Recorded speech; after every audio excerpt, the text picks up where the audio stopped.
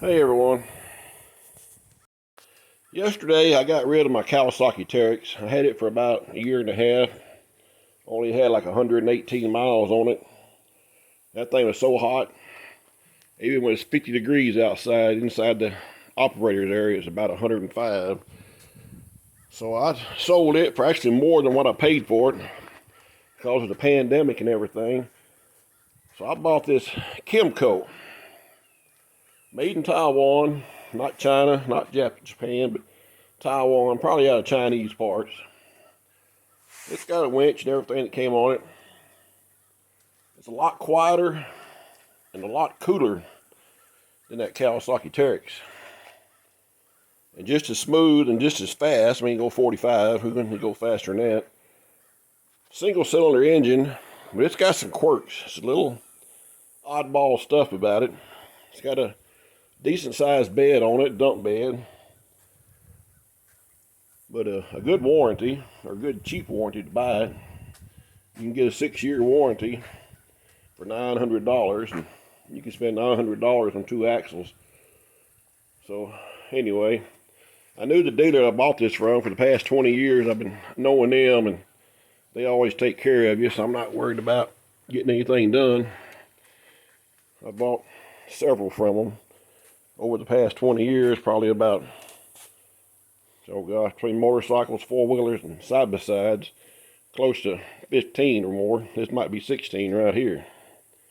But to check the oil in it is a pretty good job. First of all, you got to take that seat out. And that's not too bad, but it's not that light of a seat. There's a release right down here. You flick that up, pick it up, pull it out, and it slides out. Easy to get out, hard to get back in. And then you got to set the whole seat frame all up here on the ground or somewhere. You got to have a flashlight.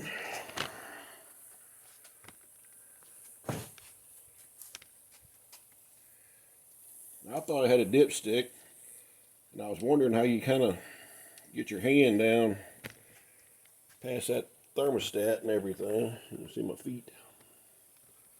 But right there.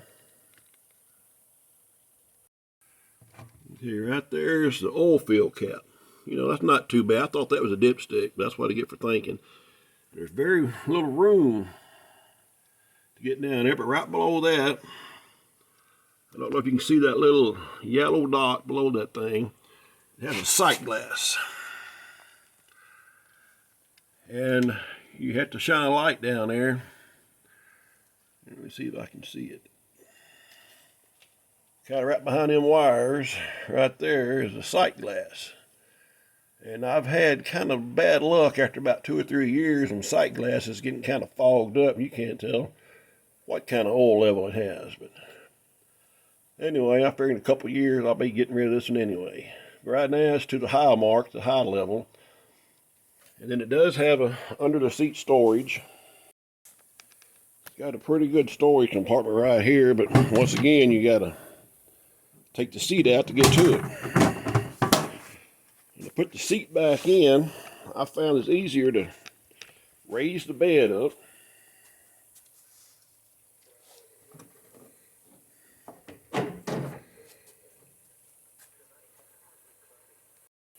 Raise the bed up.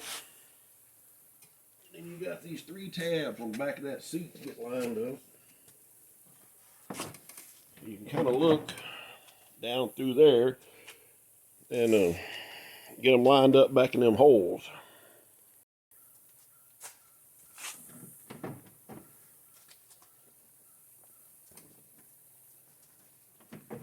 And then it goes back in. And then that's where you got to do that. It has a 1 single disc rear brake. Since the axles are not unlocked, you can get by with that. Got pretty good shocks on the dump bed. Got a pretty good size bed. It's got 12.2 inches of ground clearance, 14-inch tires. And it's got a pretty nifty fuel cap. steel tank, which is good and bad. You got to keep them clean or they'll kind of rust. But my older 2007 Kawasaki has a steel fuel tank and it's still perfect. It's got a lockable glove box of what it's about the flimsiest thing I ever seen in my life. I guess maybe if you keep that locked, your grandkids might not get in there. These things right here on the seat, that's the first thing I want to take off. It's them right there, because getting in and out, I mean, I guess you can make it hold on to it, but you got a handle up there. And you don't have no accessories for it. I mean, they have them, they make them, they've just been making these for years. But, you know, you can't, they're just not available right now because nobody's making them, and it's hard to get parts. It's got a remote for your winch right there. I don't have the remote in there. It's got a 2,500 pound winch on it, which, I mean, that'd get you unstuck maybe, because I don't ever plan on getting stuck. No tilt wheel, which that would have been nicer. Of course, the wind's starting to pick up. It's got a under the hood storage, which is a little bit easier than getting the seat undone. You pull them straps on each side. It's by no means waterproof. You kind of pop it up. You got to unsnap it as you go. Get them two on that side. There comes the wind on there.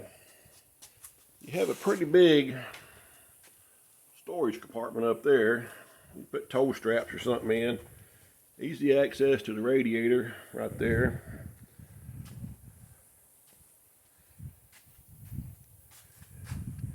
The battery is in that black box right there, with along with some other, probably your ECU and stuff for your engine. There's a voltage regulator. There's where you check your antifreeze. Adjustable gas shocks. And I noticed these come from the factory with a winch, but if I can get this down here, this winch, little sticks, this winch cable right here, I got to zip tie that up. This actually, the cable's rubbing on the front axle right there, but that's no big deal. Just one click on one zip tie, take care of that. So anyway, it's got a pretty good instrumentation in it. I think the speedometer's way off. It's got pretty good headlights. Put on the dash, turn that on. It's got a tachometer. You can set it for kilometers or miles per hour, but it doesn't have a hour meter, which this thing had 1 mile when I got it, and I rode it maybe 2, and it's showing 6. So I don't know how close that is. It's got a USB port right there already on it. I'll start it up. See the tachometer. Then it has high, low, neutral. Then here's your 4-wheel drive right here, which I hadn't even tried that yet. And these right here, that's just something the government makes them put on there. I might take them off. Dump bed comes up pretty much, that's a good shot. Well, gets right in front of the exhaust. And it does have a bed liner, bed mat right there. That's pretty neat. So, I'll give y'all an update on this and how it lasts, and maybe even do a little riding video. But this is it for a 2021 Kymco UXV 700i. So y'all, thanks for watching, and we'll see how it does in the future.